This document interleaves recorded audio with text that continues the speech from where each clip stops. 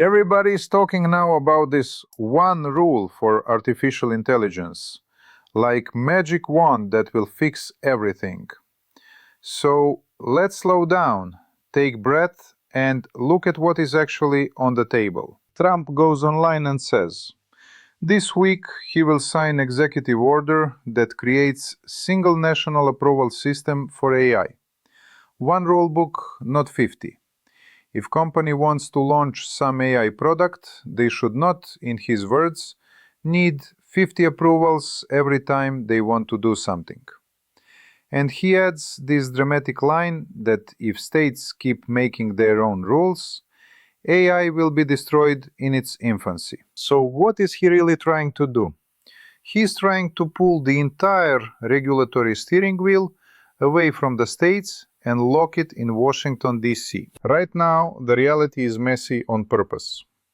States have been going crazy with AI laws. Over the last few years, you have hundreds of bills. Rules about political deepfakes in campaign ads.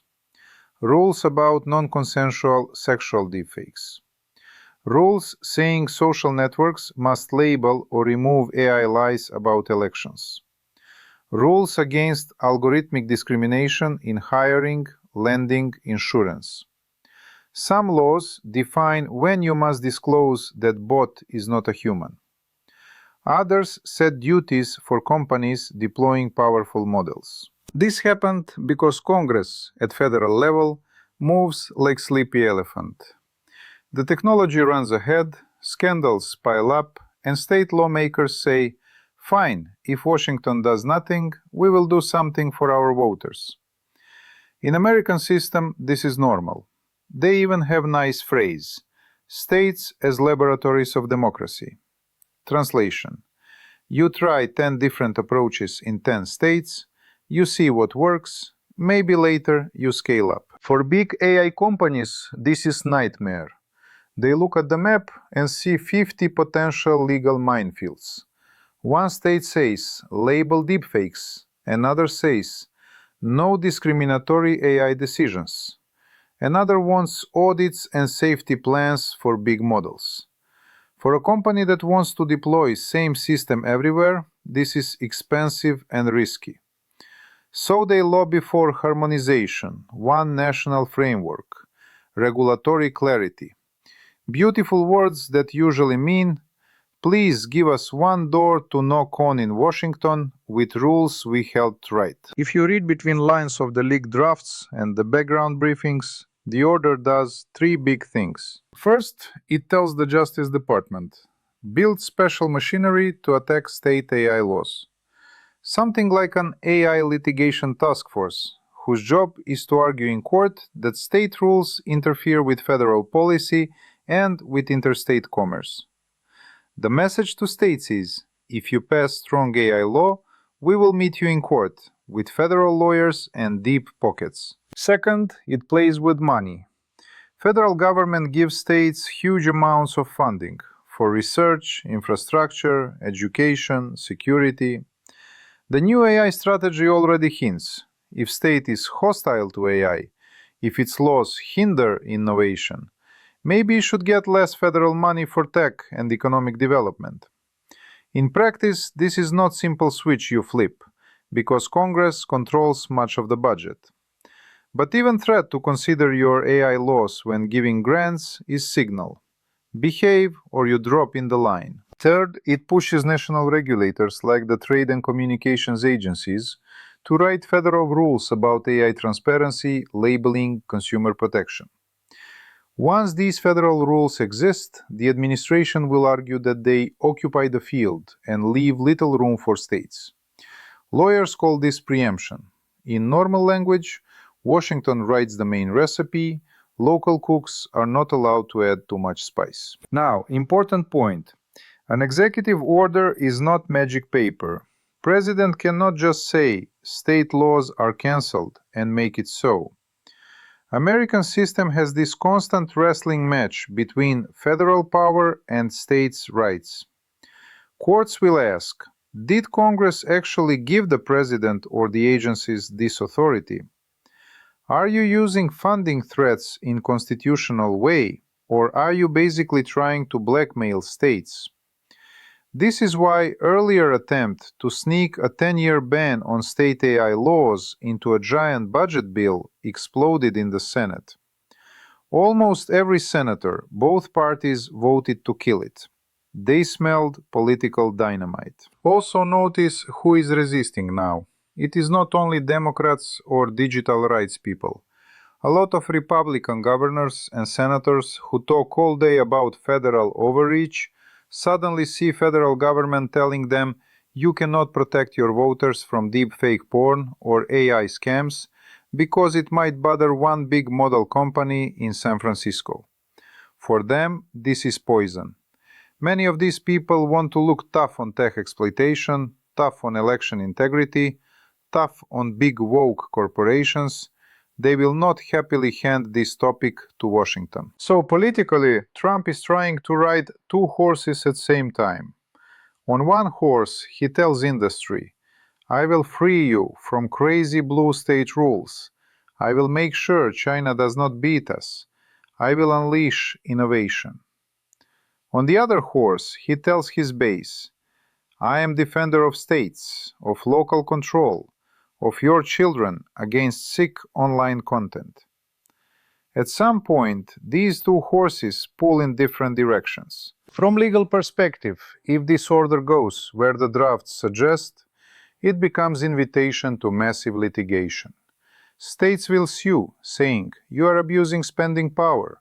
You are trampling the 10th Amendment. You are interfering with traditional state police powers over things like fraud, privacy, harassment, discrimination. Civil liberties groups will join because many of these state laws are exactly about protecting people from being humiliated, manipulated, or profiled by AI systems. For business, there is also risk. Yes, they hate the patchwork. But if they push federal preemption too hard and lose in Supreme Court, they end up with worst of both worlds. Hostile states and angry federal judges who write narrow opinions limiting Washington's power to protect them next time. If you're a long-term strategist, you want clean, bipartisan federal law passed by Congress, not clever executive order that can be ripped up by next administration or by courts. Under all of this is very simple question. Why do we regulate anything at the state level in first place? Because different communities are afraid of different things. One state worries most about election deepfakes. Another is more focused on revenge porn and harassment of women and children. Another has history of discriminatory lending and hiring, so they want strict oversight of AI scoring systems. If you impose one national standard that is too weak, you flatten all these local priorities. You can think of it like building codes. Imagine Washington says, to help construction companies, there will be one national fire code, and states cannot require more sprinklers or thicker walls because that is anti-innovation. Maybe this is great for profits, but when first building burns and people die, who will citizens blame? Not some abstract innovation. They will blame officials who took away local power to demand more safety. With AI, we are not only talking about money. We are talking about people losing jobs based on opaque scores, kids having their faces pasted into fake pornography, voters being bombarded with synthetic speeches and fake videos days before election. The harms are very personal and very local. So it makes sense that sheriffs, prosecutors, and state attorneys general want tools that fit their reality, not only elegant roadmap from Washington. At the same time, we must be honest. If every state writes wildly different rules for core technical things, what is a high-risk model, when you need license, what exactly you must log or report, you can indeed choke smaller innovators who cannot hire army of lawyers. Big guys will survive. They always do. The garage-level competitor will not. So there is real problem to solve here. How to give companies predictable environment without turning entire country into regulatory Disneyland for the biggest players. So, what are the realistic scenarios? Scenario 1. Courts cut down most aggressive parts of this executive order. DOJ can still bring some targeted lawsuits, agencies can still set certain federal standards, but states keep strong role, especially in areas like consumer protection, privacy, election integrity. The one rule becomes more like federal floor with many local walls and ceilings. Industry is not happy but learns to live with it. Scenario 2. The administration manages to use funding leverage and litigation threats to scare some states away from new AI laws. Big, rich states like California, New York, maybe Colorado still move ahead.